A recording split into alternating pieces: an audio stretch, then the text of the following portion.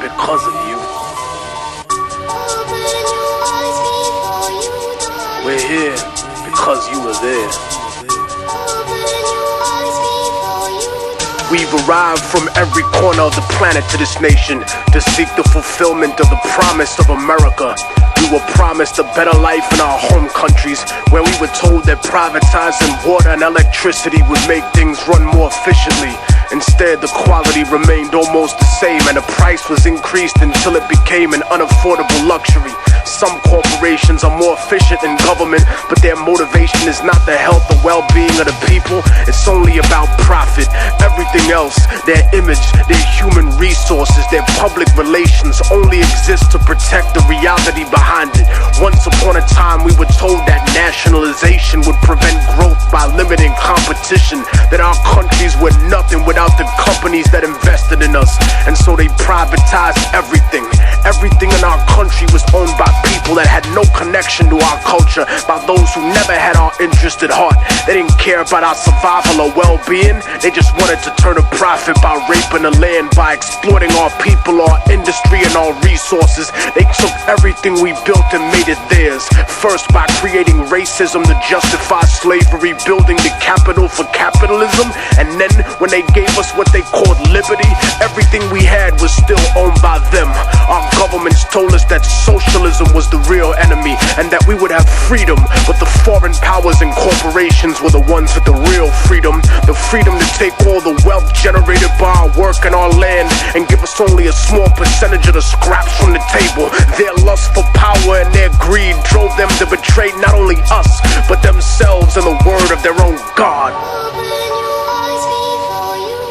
And while some used missionaries and donations to offset this abuse, other countries and companies were blatant with their crimes, using war, disease, and sanctions that killed millions. They supported corrupt governments that were almost like the old slave masters in their repression of the people, because their loyalty was to those who enabled them, installed them, and kept them in power. They became the bastard children of American industry, kleptocracies, governments of thievery. They protected the corporations and went to war against their own people to preserve those profits.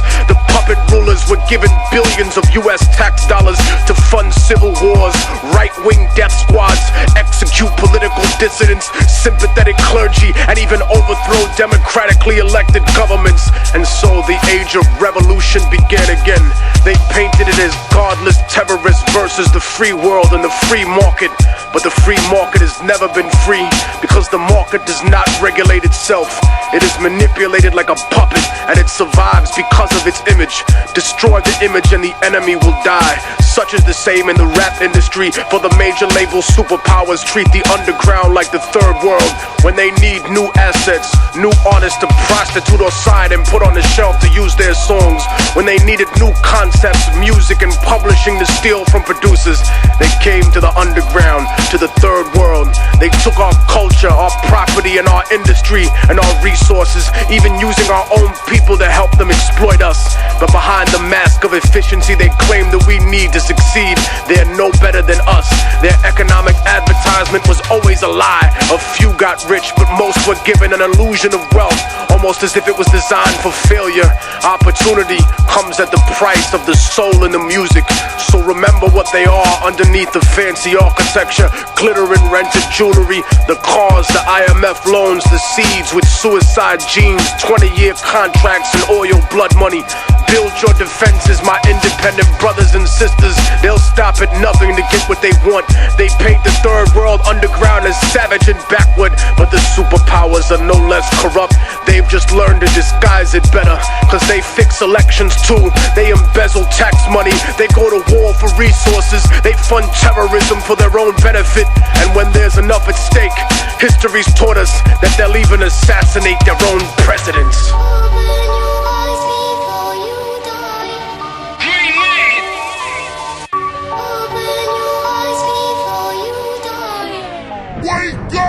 Just as the Columbia we think represents man's finest aspirations in the field of science and technology, so too does the struggle of the Afghan people represent man's highest aspirations for freedom.